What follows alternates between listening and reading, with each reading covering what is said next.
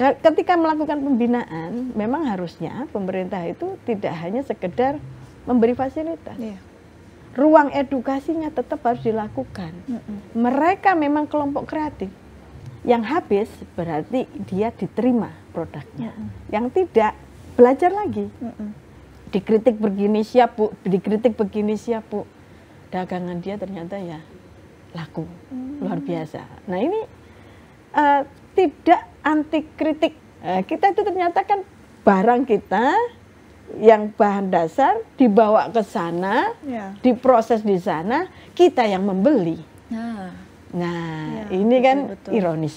Betul. Nah, Dekranasda yang harusnya mampu menemukan berlian-berlian yang tersembunyi ini untuk bisa kita kenalkan kepada masyarakat dunia. Ini PR bagi kita bersama. Jadi berbicara ngerangkul itu tidak hanya yang kecil, yang besar harus kita rangkul juga untuk bisa sharing ilmunya kepada teman-teman UMKM yang masih sedang bertumbuh ini. Gitu.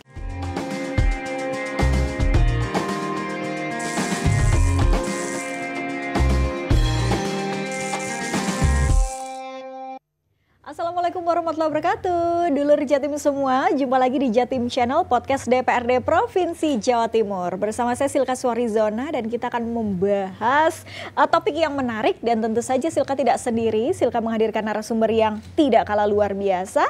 Ada Ibu Wiwin Sumrambah, SPT MAP, anggota Komisi B DPRD Provinsi Jawa Timur dari fraksi PDI Perjuangan. Assalamualaikum Bu Wiwin. Waalaikumsalam warahmatullahi. Ketemu lagi nih, gimana kabar hari ini Bu? Luar biasa, tetap ceria. Tetap ceria dan juga semangat ya. Apalagi ini menyapa para konstituennya dan juga dulur Jatim semua. Karena hari ini kita akan membahas topik yang menarik sekali dulur Jatim, yaitu optimalisasi Dekranasda dalam membantu produktivitas pelaku UMKM. Jadi kalau ketemu Bu Wiwin ini memang paling seru ngobrolin UMKM karena binaannya ini juga banyak sekali gitu ya di dapilnya Jatim 10, Kabupaten Jombang, Kabupaten Mojokerto dan Kota Mojokerto. Dan kalau bicara UMKM nih Bu, sebelum lebih jauh kita bicara optimalisasi Dekranasda, kalau jalan-jalan ke daerah nih biasanya Bu Wiwin UMKM yang paling dicari itu produk apa Bu? Selain Mamin ya? Selain Mamin. Selain Mamin. Ya pastinya yang nempel di kita lah. Contohnya batik ini. Ini batik buatan Jombang juga. Penjahitnya juga dari Jombang juga. Artinya sebenarnya kita salut ya, produk daerah ini banyak luar biasa. Di Jawa Timur juga begitu. Batik antara Jombang, Mojokerto akan berbeda juga. Nah, Tuban, apalagi Madura, itu juga berbeda. Artinya punya ciri khas masing-masing. Nah, kalau selain itu biasanya paling tidak itu berkaitan dengan perhiasan. Nah, kalau di Jombang aksesoris ya. Di Jombang itu ada yang namanya manik-manik. Nah, itu ada di Gudo. Itu juga banyak, dan Bu Arumi biasanya mampir ke situ ternyata beliau. Kalau perjalanan itu mampir beli di situ. Dan jangan salah, Jawa Timur ini luar biasa. Manik-manik dari Jombang ini sudah ke seluruh dunia. Jadi jenengan Mbak Silka lihat kalau di Kalimantan khasnya Martapura itu kan manik-manik itu ya.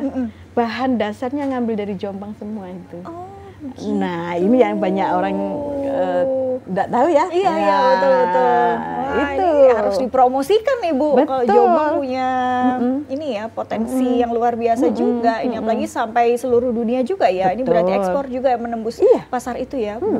Oke, di Jombang ya. Jombang atau Mojokerto? Di Jombang. Di Jombangnya. Ya. Oke.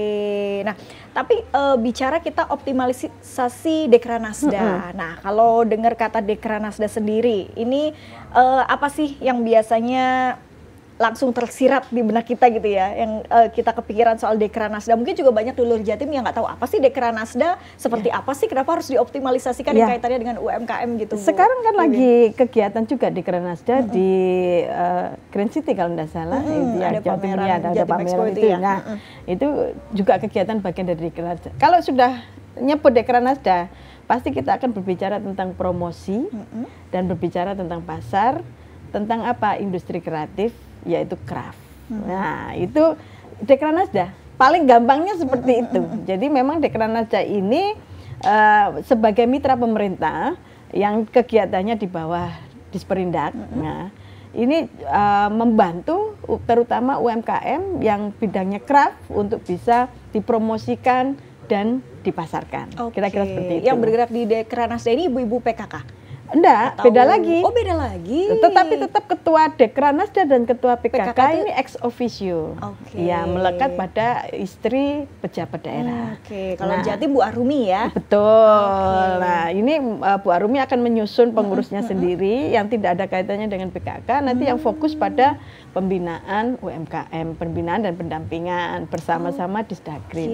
Tapi kalau Dekranasda Jatim sendiri, Bu Wiwin melihat sampai hari ini sudah apa ya Bu? Seperti apa, kemudian progresnya bagaimana? Dekranasda dengan punya Jatim ya, dengan punya 2 gerai yang besar, saya pikir sudah mumpuni lah ya. Kemudian juga terlibat di dalam kegiatan misi dagang Bu Gubernur, selalu ikut. Karena saya tahu pasti pada saat menjelang misi dagang ini semua daerah akan ditawari menitipkan barang atau tidak.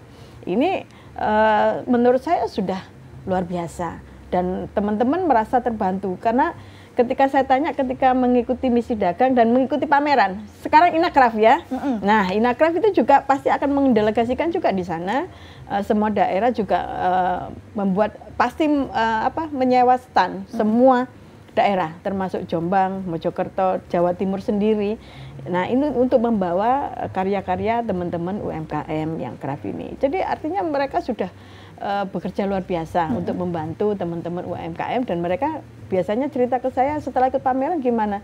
Iya Bu, akhirnya transaksi banyak, terhubung dengan market-market yang jauh. Nah, ini peranan Dekranasda di sini menjadi penghubung lah paling tidak. Dan mereka juga merasakan manfaatnya begitu ya Bu? Betul, betul. Tapi yang paling sering kalau Bu Wiwin ini kan juga memang terkenal ini ya, mendampingi teman-teman UMKM di Jombang, Mojokerto juga. Apa yang biasanya paling sering mereka curhatin nih Bu? Ya, yang paling sering mereka curhat tentunya memang lagi-lagi masalah permodalan.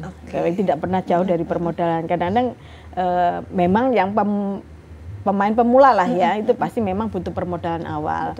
Yang sudah berdagang dengan lancar pun pasti tetap butuh modal ketika ada pesanan banyak. Mereka tidak mampu secara modal, itu juga banyak. Ini sering menjadi curhatan. Yang kedua adalah bahwa aktivitas pendampingan ini lebih banyak hanya pada ruang-ruang pameran, tapi tidak pada yang lain-lain. Nah, ini yang perlu terus kita suarakan ya kepada Dekranasda dan pemerintah, bagaimana mendampingi kelompok UMKM terutama yang di craft ini untuk bisa dilakukan pembinaannya. Contohnya adalah yang pernah saya lakukan ketika saya menjadi ketua Dekranasda di Kabupaten Jombang. 1 bulan sekali ini terutama teman-teman yang supplier, karena setiap Dekranasda pasti ada gerai, ya kan? Supplier Dekranasda gerainya ini akan kita kumpulkan. Mereka wajib membawa produk baru dan mempresentasikan di depan teman-temannya. Nah, teman-temannya nanti yang akan memberikan masukan. Nah, ini ternyata membawa semangat baru untuk mereka membuat produk menjadi lebih baik lagi. Karena seolah-olah mereka sedang berhadapan dengan wakil-wakil konsumen untuk menilai produkmu jelek, produkmu bagus, produkmu kurang ini, kurang itu, dan sebagainya. Nah, ini ruang sederhana, tapi ternyata membuat spirit baru buat mereka untuk bisa meningkatkan kualitas. Ketika melakukan pembinaan, memang harusnya pemerintah itu tidak hanya sekedar memberi fasilitas. Ruang edukasinya tetap harus dilakukan. Mereka memang kelompok kreatif. Tapi ketika mereka tidak dihadapkan pada bahwa yang namanya kreatif, itu kan perlu apa ya? Pengetahuan yang paling terbaru, baru dan terbarukan. Nah, ketika kemudian mereka tidak punya kesempatan untuk brainstorming, untuk mempelajari hal yang baru, ini kadang-kadang akhirnya menjadi ketinggalan. Betul. Nah, ini yang akhirnya menjadi apa ya? Gagal. Kadang banyak kegagalan itu karena hal seperti ini, karena tidak mampu mengejar yang baru. Nah, mereka menganggap bahwa dengan menyertakan mereka ikut pameran, mereka dianggap sudah belajar tentang sesuatu yang baru. Tidak bisa begitu, harus ada kelanjutannya. Betul. Kelanjutan ini, kata kuncinya adalah di kelanjutannya. Itu tidak hanya sekedar menyiapkan, kalau bahasa saya, saja ya. Kalau bahasa saya, tidak boleh kita menyiapkan pasar manja. Apa betul. Itu coba pasar manja? Mungkin hanya disiapkan tempatnya saja, mereka suruh sudah jualan sendiri gitu, atau gimana? Ya, pasar manja itu menyiapkan tempat, tapi pejabatnya disuruh dipaksa beli. Buat saya itu pasar manja. Karena akhirnya betul. Mereka tidak terlatih untuk mengenali kemauan konsumen. Iya, betul. Jadi sekali waktu bahkan saya pernah menantang itu teman-teman untuk bisa, ayo kita coba teman-teman pelaku UMKM. Kita masuk ke pasar bareng-bareng. Dalam waktu 30 menit. Keluar siapa yang barangnya habis, siapa yang masih ada. Yang habis berarti dia diterima produknya. Yang tidak, belajar lagi. Ini adalah konsekuensi ketika kita berada di ruang kreatif. Betul. Seperti itu. Nah, Dekranasda ini yang harusnya mampu memfasilitasi untuk ruang edukasi ini. Tidak hanya memfasilitasi di dalam pameran dan sebagainya. Betul, gitu. Betul. Kayak tadi, pasar manja. Iya. Nah, supaya jatuhnya tapi benar saya sepakat Bu Wiwin dengan gagasannya bahwa ini memang harus diterapkan begitu. Betul. Supaya mereka tahu bagaimana kondisi pasar, betul. Kebutuhan konsumen, dan juga ada ruang diskusi. Kadang kan kalau penjual itu atau mungkin pengusaha, apalagi pengusaha pemula ya, kadang kalau nggak cocok atau nggak laku, itu sudah mutung duluan. Nah, kalau ada ruang diskusi, saling disupport, UMKM lainnya, nah ini kan akan jadi semangat. Betul, ya Bu Wiwin ya. Betul, itu memang harus terus kita kita hadapkan mereka pada konsumen seolah-olah berhadapan dengan konsumen langsung untuk bisa menilai. Nah, biasanya kalau orang konsumen itu tidak selamanya mau menilai. Nah, kalau misalnya di supermarket atau apa, biasanya kan kita disuruh nulis pesan gitu ya, itu kan untuk dimasukkan, untuk menjadi masukan. Nah, harusnya kan melakukan itu.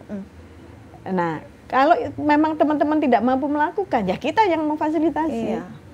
Supaya apa? Ruang pembelajaran. Betul. Ruang untuk bisa apa yang menjadi masalah mereka. Nah, juga kemudian harus mampu menjadi ruang konsultasi Dekranasda itu. Artinya apa? Jangan sampai kita terlambat ketika pasar surut baru kita bergerak.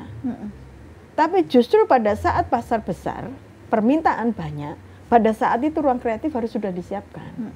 Setelah ini harus apa yang dilakukan? Setelah ini harus apa yang dilakukan? Ini harus terus.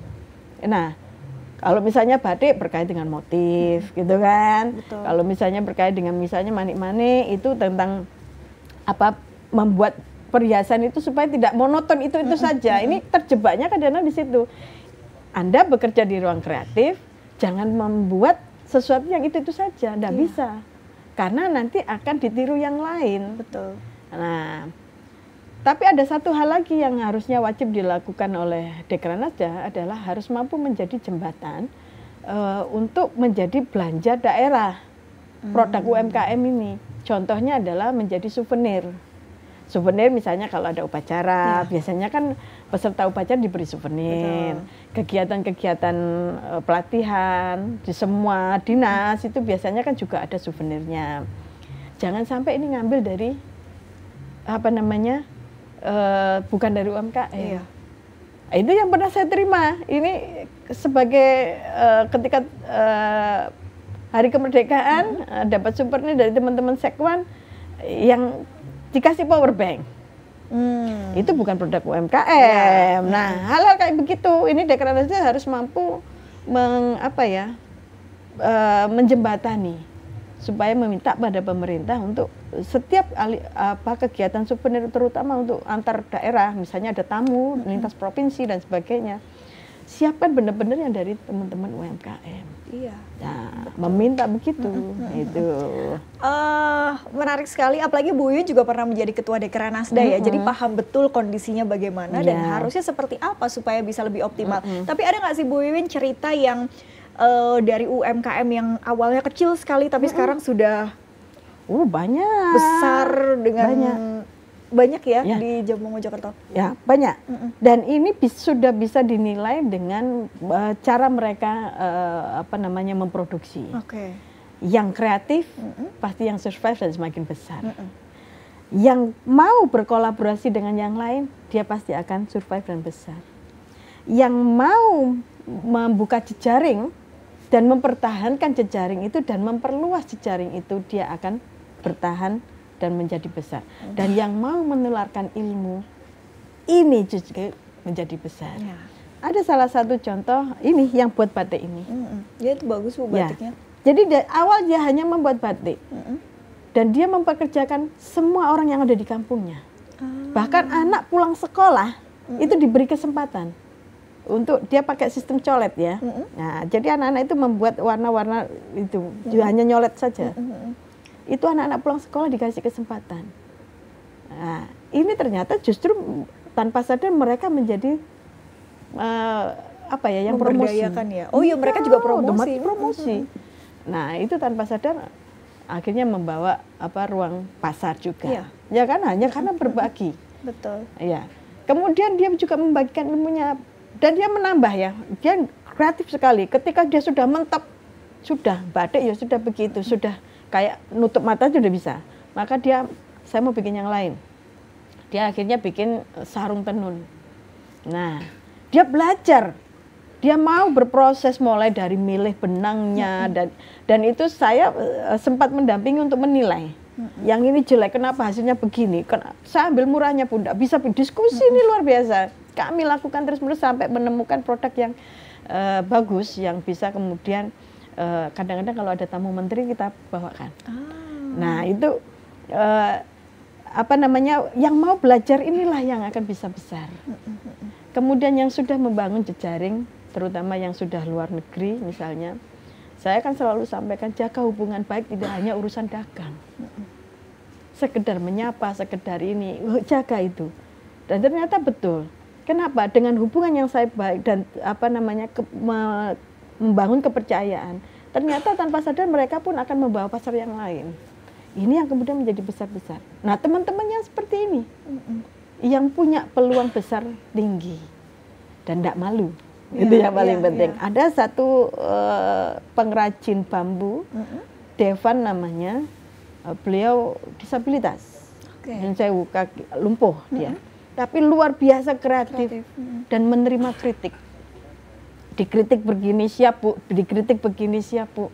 Dagangan dia ternyata ya laku, luar biasa. Nah ini tidak anti kritik. Ya. Itu juga bagian dari mereka bisa menjadi besar. Dan ini Dekranasda harus mampu menyiapkan ruang untuk itu. Untuk bisa menjadi ruang berkembangnya teman-teman UMKM. Tidak sekedar menyiapkan pameran dan pasar saja.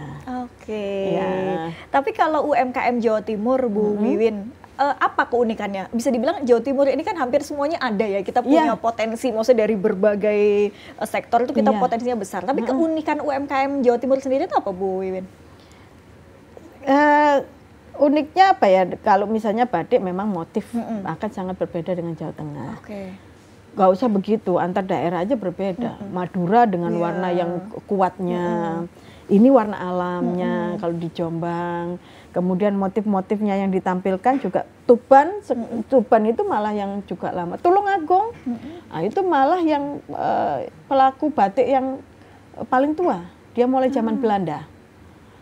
Itu memang sudah luar biasa rumit ya. Nah, itu khasnya Jawa Timur. Dan ada satu lagi sarung tenunnya. Nah, ini juga unik. Tiap daerah kan banyak memproduk tenun tapi berbeda-beda. Dan yang ini kalau Jawa Timur, Mbak, sebenarnya Jawa Timur itu sangat adaptif dengan segala produk kerajinan. Terbukti bahwa semua kerajinan yang ada di Bali itu suplainya dari Jawa Timur. Ya, dengan bordir. Bordir yang biasanya ada di Bali itu ya kebaya, itu Tulungagung. Nah, sama tenunannya yang bawah, kain yang bawah itu yang untuk upacara itu, ya itu juga dari Tulungagung. Belum lagi yang craft-craft yang kecil-kecil, keranjang atau apa, Banyuwangi. Nah, ini justru akhirnya menjadi suplai utama untuk daerah-daerah pariwisata di seluruh Indonesia. Ini luar biasanya Jawa Timur. Jadi memang sebenarnya tokoh-tokoh kreatifnya banyak. Karena memang masyarakat Jawa Timur itu terkenal ekspresif. Nah, itu Mbak, ini yang kalau kita kemudian loose, tidak ada pembinaan, tidak ada pendampingan, tidak ada menumbuhkan spiritnya, ini jangan sampai mati. Karena inilah keunikannya Jawa Timur. Betul. ekspresifnya itu yang luar biasa. Ya. Dan kreatif sih memang ya betul, orang Jawa Timur tuh betul, ya. Ya. Dan langsung mau bergerak gitu. Ya. Nah, tinggal kita dampingi saja supaya nggak mutung, supaya fasilitasi apa yang menjadi kebutuhan. Gitu. Dan UMKM ini kan memang sebetulnya backbone-nya kita ya Bu, tidak hanya di Jawa Timur, mungkin juga di Indonesia. Tapi menurut Ibu sendiri, pentingnya UMKM supaya Dulur Jatim juga paham bahwa UMKM ini memegang peranan penting sekali untuk Jawa Timur dan juga Indonesia gitu. Bagaimanapun yang namanya perdagangan ini kan profesi yang paling tua, ya kan? Karena memang orang itu butuh hidup, butuh hidup itu akhirnya kan saling menjual dan saling membeli. Nah, artinya apa? Ini sudah menjadi kebiasaan yang apa ya, naluriah manusia. Nah, artinya ya itu memang sudah kebutuhan dasar manusia. UMKM menjadi penting kenapa? Karena memang ini yang pelakunya ini banyak, ya kan? Pelakunya banyak. Satu UMKM melibatkan banyak masyarakat juga. Yang terhidupi oleh satu UMKM ini juga banyak. Maka ini kenapa arti penting kita meningkatkan produktivitas UMKM itu karena ini kita tidak hanya berbicara tentang sektor produknya, tapi bagaimana UMKM ini mampu menggerakkan perekonomian masyarakat termasuk pekerja-pekerjanya. Satu UMKM katakanlah yang mikro katakanlah punya pekerja 20, ini kan luar biasa. Contoh yang saya sampaikan pengrajin batik ini Pak Amin namanya di Jombang itu. Dia kemudian melatih di beberapa tempat, di rumahnya dia khusus batik, di beberapa tempat dia melibatkan ibu-ibu janda-janda itu untuk kemudian diajak nenun. Di tempat lain dia juga akan melakukan itu, edukasi, dan dia yang bagian jualan, keliling. Dan itu dia lakukan naik motor sampai ke Kediri, sampai ke Blitar, itu dia lakukan. Kenapa? Karena dia merasa dia punya tanggung jawab terhadap pekerjaan. Nah UMKM ini, jadi monggo dulur-dulur ya, ini untuk bisa UMKM ini kita bantu dengan membeli saja produknya, itu sudah menghidupi banyak orang. Betul. Ya. Betul. Itu kuncinya, kita juga harus sebagai konsumen ya, atau memberikan dukungan pada UMKM kita. Karena sekarang pasar impor ini kan dibuka dengan seluas-luasnya ya Bu Wiwin. Artinya ini menjadi tantangan tersendiri juga gitu. Tapi Bu Wiwin monggo sambil diminum. Terima kasih ya terima kasih. Kita ngobrol-ngobrol soal UMKM ini memang sangat menarik.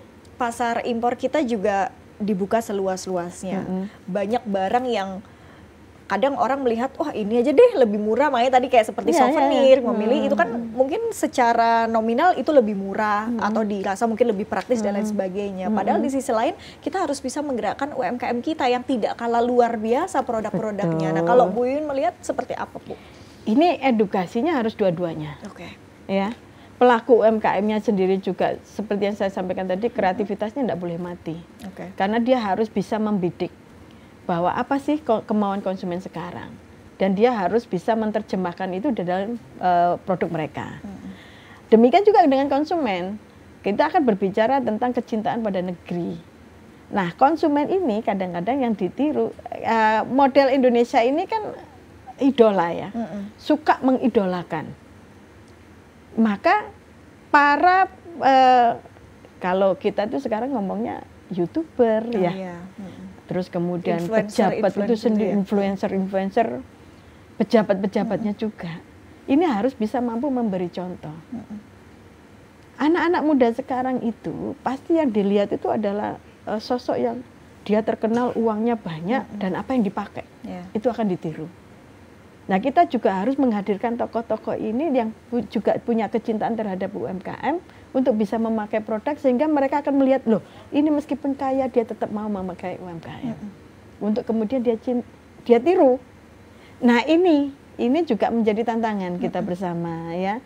Saya lihat kalau Bu Arumi ini luar biasa saya tahu betul UMKM, itu ketika datang ke Jombang waktu itu saya dampingi, beliau suka sekali membeli produk termasuk manik-manik itu. Ternyata beliau cerita sendiri, loh kalau di sini saya pernah mampir. Nah gitu, artinya beliau itu ternyata memang sangat menghormati dan apa ya, menilai bahwa produk kita ini tidak kalah dengan yang lain. Betul. Cuman yang menjadi masalah adalah masyarakat kita ini punya budaya baru, kalau tidak pakai seperti idola kita, kita nggak merasa modern.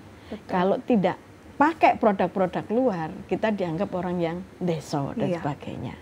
Padahal produk kita nggak banyak yang, bahkan mungkin di beberapa daerah itu justru, luar negeri, itu justru pakai produk kita semua. Iya, betul. Bahkan furniture itu dari Indonesia. IKEA yang ada di luar negeri, itu furniture produk Indonesia. Lah itu loh, ketika orang luar bisa menghargai produk kita, ya kita yang harus bisa menghargai produk kita juga. Betul. Nah ini memang yang paling penting, pemerintah peranannya di sini untuk bisa memberikan contoh. Nah, contoh sederhananya adalah ketika di kegiatan-kegiatan kenegaraan, kegiatan pemerintahan, ya taplaknya ya harus dari produk UMKM. Misalnya dimulai ya sekecil itu, ya kan. Kemudian makanannya juga makanan lokal semua. Ini harusnya yang bisa membuat UMKM menjadi raja di rumahnya sendiri. Betul. Itu bangga buatan Indonesia itu ya. Iya, harus digerakkan lagi. Betul. Dan ini juga penting untuk masyarakat supaya ayo kita bangga dengan produk kita. Betul. Kadang kita banyak ya Bu merasa misalnya kita ke NTT misalnya atau ke NTB melihat tenun, kok mahal, padahal kalau ke luar negeri semahal apa dibeli gitu. Padahal itu juga lebih bagus, lebih unik. Iya, dan saya pernah menemani ada teman dari UNESCO ya, untuk waktu itu ada kegiatan di Jombang. Kemudian saya ajak untuk ke teman-teman untuk melihat produk-produk UMKM. Itu istilahnya kaget luar biasa. Oh ternyata ya bagus sekali barang Indonesia, dan dia beli banyak. Dan Mbak kalau sempat punya produknya Magetan enggak, kulit itu? Tas? Enggak punya. Nah, ini dia. Saya itu punya produk beli Magetan. Dan kebetulan saya juga punya yang dari luar negeri. Saya sandingkan. Saya saya suruh teman-teman menilai. Ini produk mana? Saya suruh nebak. Yeah. Ternyata tidak bisa nebak, itu yang dari Magetan. Secara kualitas sudah sama. Kualitas kulitnya terutama juga sudah bagus. Dan ternyata Nyun Sewu, kebanyakan yang luar negeri itu justru kulit bahan dasarnya dari kita. Bahkan yang disebut LV itu pun kulitnya dari kita. Nah ini loh Mbak, kita itu ternyata kan barang kita yang bahan dasar dibawa ke sana, diproses di sana, kita yang membeli. Ini kan betul. Ironis. Betul. Nah, halnya kayak gini juga harus, ini bagian dari edukasi untuk mencintai produk Indonesia. Gitu. Kadang kita suka underestimate dengan produk kita sendiri, padahal itu lebih bagus. Bahkan yang lebih terkejut lagi, dulu saya kenal yang namanya pengrajin perak. Itu ternyata dia sudah terbiasa dapat order dari orang Australia. Orang Australia ini membeli produk dari Eropa, modelnya yang paling baru, untuk kemudian ditunjukkan, saya minta diproduksi ini 100 piece untuk dikirim ke Australia. Kemudian menjadi produk Australia. Yang beli kita. Itu yang terjadi. Iya.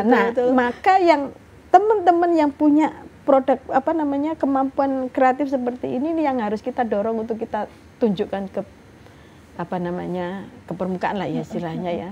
Dekranasda yang harusnya mampu menemukan berlian-berlian yang tersembunyi ini untuk bisa kita kenalkan kepada masyarakat dunia. Kira-kira seperti itu.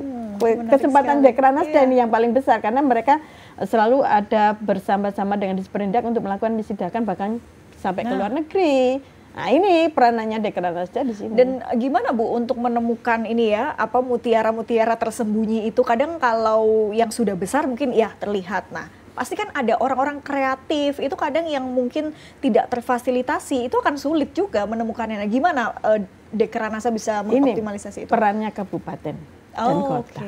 Semakin kecil, semakin mudah kita mengenali potensi, benar kan? Nah, tinggal nanti yang tingkatan atas provinsi ini untuk mampu bisa berkolaborasi dengan daerah. Data ini, nah ini yang sering terjadi Mbak, data ini, sinkronisasi data ini yang kadang-kadang sering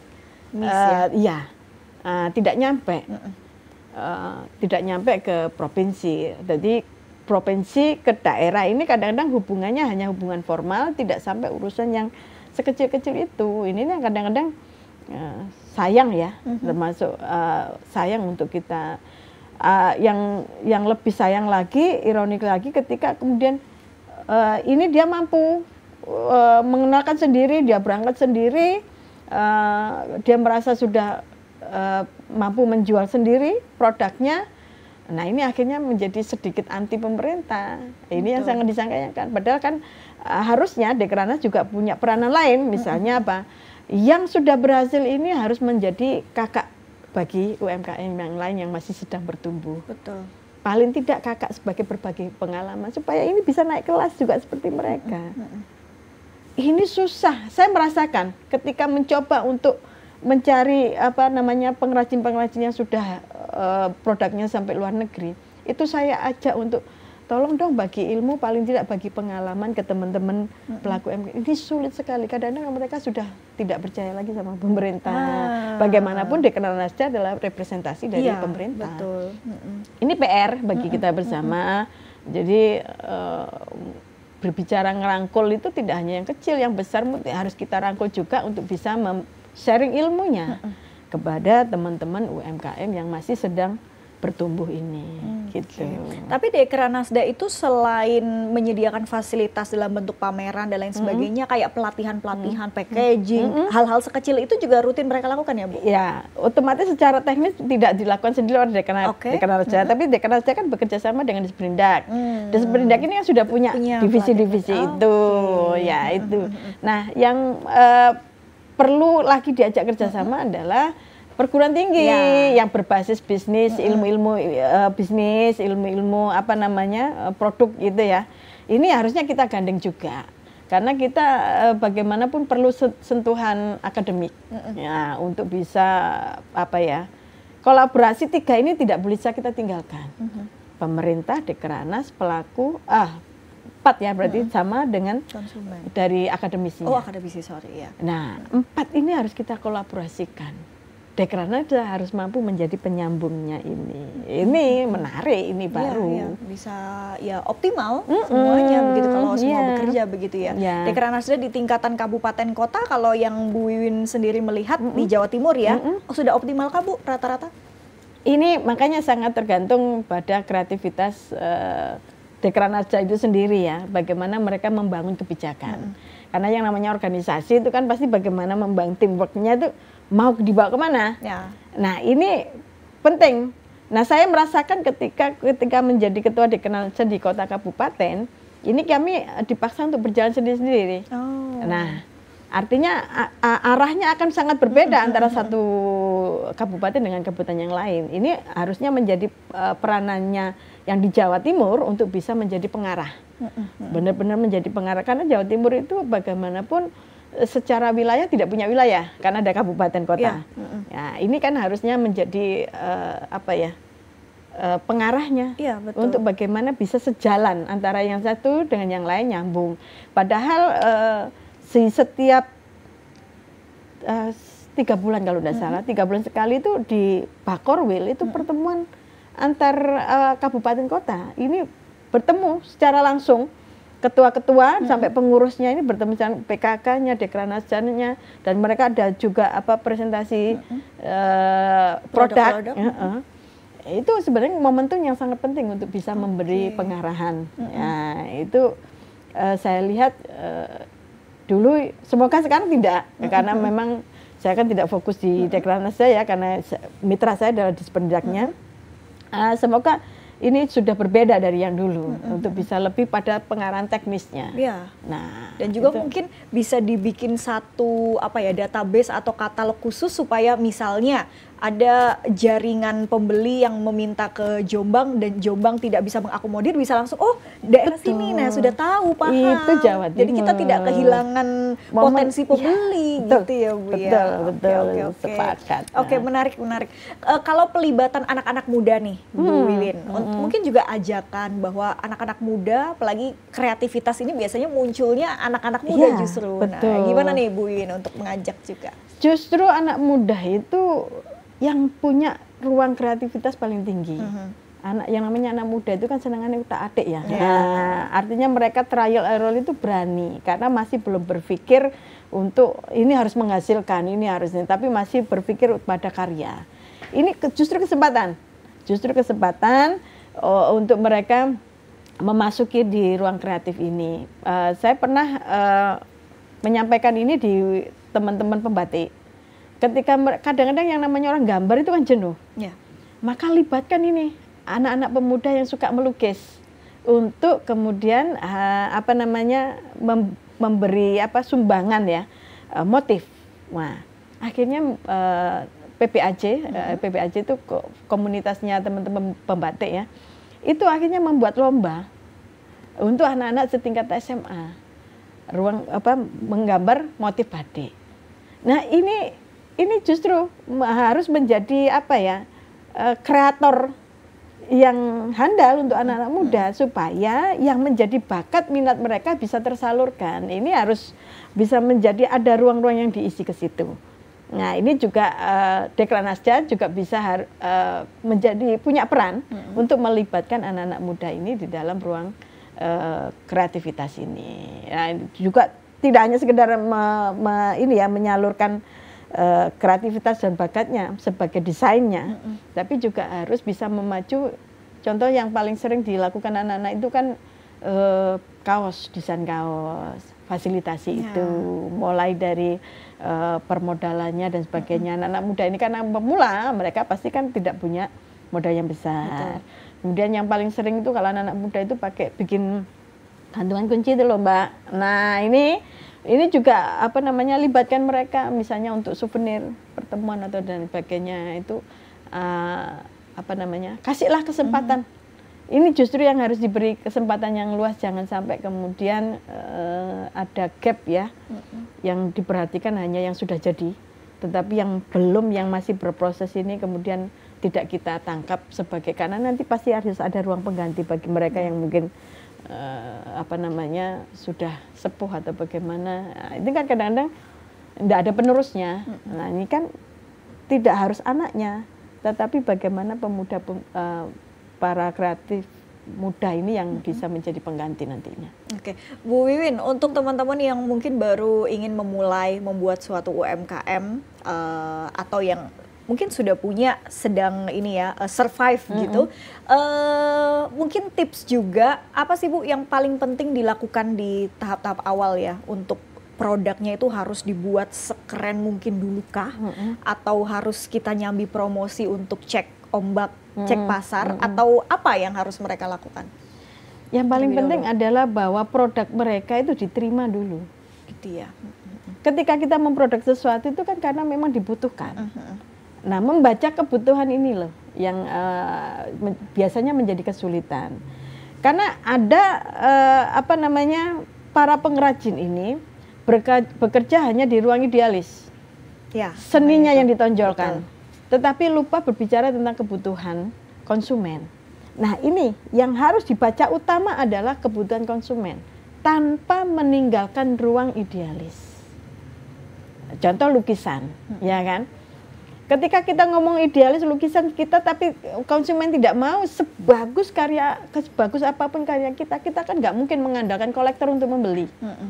Kan kita melukis sekalipun, kita bagaimana caranya bisa laku ke semua masyarakat. Maka sebenarnya masyarakat itu suka lukisan apa, yang lagi tren apa, ya itu yang kita penuhi. Tanpa meninggalkan ruang idealis kita melukisnya, media lukisannya dan sebagainya. Itu Mbak, jadi harus mampu membaca dua-duanya. Karena kita tidak mungkin kemudian hanya bekerja di ruang idealis. Itu kira-kira. Wah, menarik sekali ya Bu Wiwin. Mimpi besar Ibu untuk UMKM Jawa Timur seperti apa nih Bu?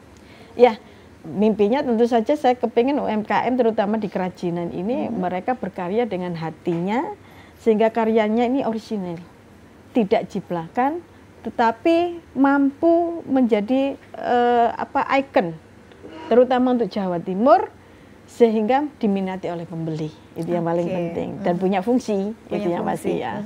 Dan mungkin pesan untuk para Dekranasda ataupun juga para UMKM kita supaya terus meningkatkan kreativitasnya dan jangan patah semangat untuk mengembangkan UMKM kita. Ya, yang jelas Dekranasda monggo bersama-sama para pelaku UMKM berkolaborasi yang cantik menjadi satu keluarga besar untuk bisa mencari solusi setiap permasalahan yang ada, dibangun secara bersama-sama, bertumbuh secara bersama-sama, berkreativitas bersama-sama, karena kekuatan bersama inilah yang akan menjadi kekuatan besar untuk bisa mengembangkan kesejahteraan kita sendiri. Kira-kira seperti itu. Lagi-lagi kolaborasi itu menjadi penting ya. Terima kasih banyak Ibu Wiwin Sumramba, SPT MAP, anggota Komisi B DPRD Provinsi Jawa Timur dari fraksi Partai PDI Perjuangan sudah hadir di sini. Sama-sama Mbak. Lain waktu kami tunggu lagi Bu. Ya, mudah-mudahan bermanfaat ya Mbak. Amin. Ini insight-nya luar biasa Bu dan juga semoga dulur Jatim ini bisa terinspirasi juga termotivasi selalu, apalagi para pelaku UMKM supaya selalu sukses ya dan juga bisa mengembangkan produk-produknya dan juga bisnisnya. Terima kasih banyak sekali lagi dengan tema kita optimalisasi Dekranasda dalam membantu produktivitas pelaku UMKM. Semoga memberikan manfaat untuk kita semua. Dan dulur Jatim, terima kasih sudah menyaksikan Jatim Channel. Kita ketemu lagi di podcast DPRD Provinsi Jawa Timur selanjutnya. Assalamualaikum.